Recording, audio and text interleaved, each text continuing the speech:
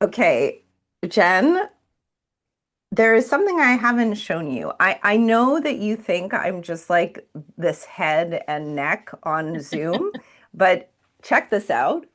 Actual full human body. Oh, see, a camera zoom isn't letting you. The cameras are conspiring to make us believe we're only head I and don't believe shoulders. it. I don't believe Trust it. me, there is a body here, You're just ahead.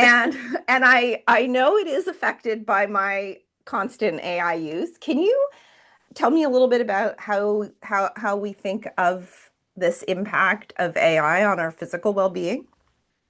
Yeah, absolutely. I think, the guide talks about the impacts on four different pillars of well-being. Mhm. And this is one pillar, physical health, that I don't think people notice right away, but it's so important. And as we think about our use with AI, we know that there's lots of different characteristics that keep us engaged with the tools, keep us kind of moving to that next prompt. We know one more improvement, one more, thing to optimize. And then before you know it, an hour's gone by, 3 hours have gone by. Also, when we think about the, the physical aspects, um, of AI and the impacts is that it can dramatically change our relationship or expectations around productivity and quietly shift our expectations around output and performance.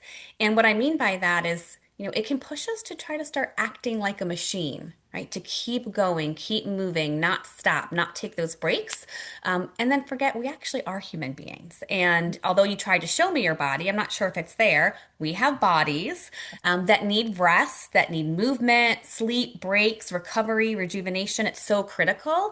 And as we said in the guide, right, AI is a machine, humans are not a machine. So, Alex, this was a big one for you that we caught and discussed early in our work together.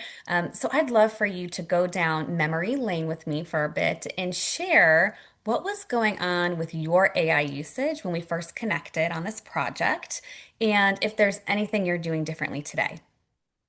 It's funny you describe it as memory lane because I realize even memory lane has been redrawn for me because when I started thinking about this question, you know what I did was I got my AI to look through my computer history and figure out how my patterns have changed. Like I don't even bother to try and remember anymore. It's, one of those examples of outsourcing to the AI.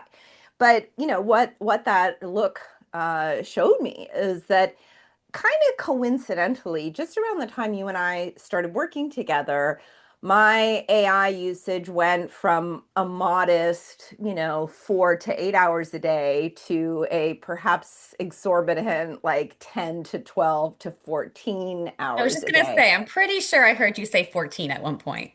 Yeah. Yeah, it was. It really, I mean, literally, I was like waking up, working all day, finding it really, really hard to tear myself away because I was doing all this super cool, fun building with AI, talking to the AI about the building, building more stuff. And it always just felt like I was like one more prompt away from the next cool thing. And so it'd be hard to go to sleep. And then I would go to sleep and wake up or really early and not be able to go back to sleep because I was so curious to see what the AI had done overnight, or I had an idea in my sleep, like I was dreaming about AI, and I would wake up with an idea of the next thing I wanted to do, and then I couldn't wait to get back to my computer.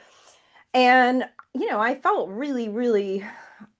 I do wonder what would have happened if you and I hadn't been working together during that period. I'd like to believe some other disruptive moment would have come along, but I remember talking to you in the middle of that kind of AI bender and saying I'm having such a hard time unplugging, and you were the one who said, "Well, you are getting a dopamine hit from each of those moments."